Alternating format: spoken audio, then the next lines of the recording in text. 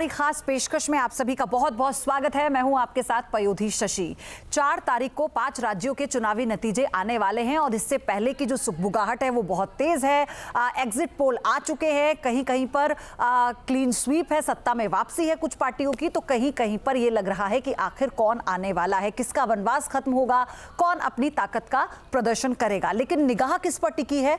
पश्चिम बंगाल पर और असम पर। तो इसी पर हम बात करेंगे, लेकिन बात आज राजनीतिक विश्लेषकों से नहीं होगी, आज होगी ज्योतिष आचार्यों से, जो ज्योतिष के दृष्टिकोण से ये बताएंगे कि किस पार्टी की कुंडली क्या कहती है, किस लीडर की कुंडली में जीत लिखी है और किसकी कुंडली में हार लिखी है। तो 3 बड़े मेहमान है मेरे साथ, आपका परिचय एक कर करवा देती हूँ। पारुल चौधरी मेरे साथ हैं, स्वागत है पारुल आपका। डॉक्टर अरविंद त्रिपाठी जी मेरे साथ हैं, आपका भी अरविंद जी बहुत स्वागत है। और नीति शर्मा मेरे साथ है, नीति आपका भी बहुत स्वागत है। शुरुआत हम अरविंद जी से कर लेते हैं। अरविंद जी, शुरुआत हम पश्चिम बंगाल से कर रहे हैं क्योंकि पश्चिम बंगाल में अभी भी मतदान हो चुका है, एग्जिट पोल्स आ चुके हैं, लेकिन जो सियासी पारा है वो बहुत ज्यादा हाई है। अभी जो एग्जिट पोल आए हैं उनमें से लगभग 7 मानकर चलिए तो 7 में से 5 एग्जिट पोल्स में बीजेपी को बढ़त मिल रही है और ऐसा है कि 2 में ममता बनर्जी आगे चल रही हैं, मतलब ममता बनर्जी की सत्ता में वापसी बताई गई है। क्या एग्जिट पोल का जो आंकड़ा है, ये नंबर गेम ज्योतिष के लिहाज से जरा समझाइए हमारे दर्शकों को, क्या कहता है?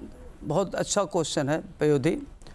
देखिए पयोधी, अभी यह जो संवत है रौद्र संवत है, तो रौद्र संवत तो महिलाओं के लिए बहुत महत्वपूर्ण है।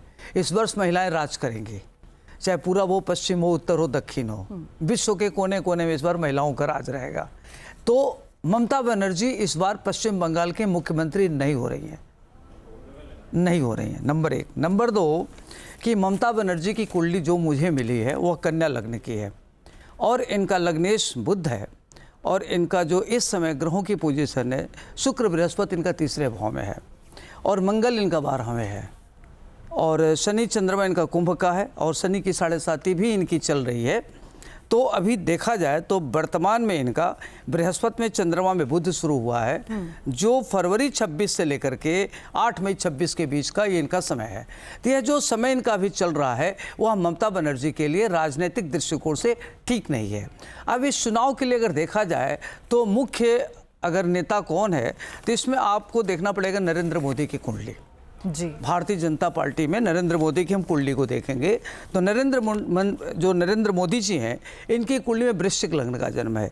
इनका भाग्येश और लग्नेश एक साथ बैठा है, नीच भंग राजयोग बन रहा है, तो बहुत बड़ा राजयोग होता है, जिसके नाते चंद्रमा की महादशा आई थी, ये भारत के प्रधानमंत्री बने।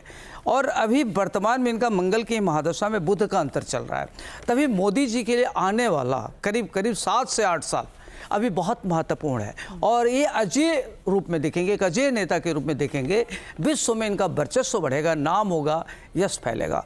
जो वृश्चिक लग्न की कुंडली होती है वो ऐसे लोग बड़े ज़बरदस्त होते हैं, इनकी रीडिंग पावर बहुत अच्छी होती है, बोल्ड होते हैं, इनका विजन बहुत अच्छा होता है। जो कार्य इनको 10 साल बाद करना है उसकी शुरुआत आज ही करते हैं और भाग्येश चंद्रमा और जब मंगल एक साथ हो तो महत्वपूर्ण हो जाता है। तो पूरी पश्चिम बंगाल के चुनाव को जिताने में नरेंद्र मोदी जी की भूमिका बहुत महत्वपूर्ण रहेगी।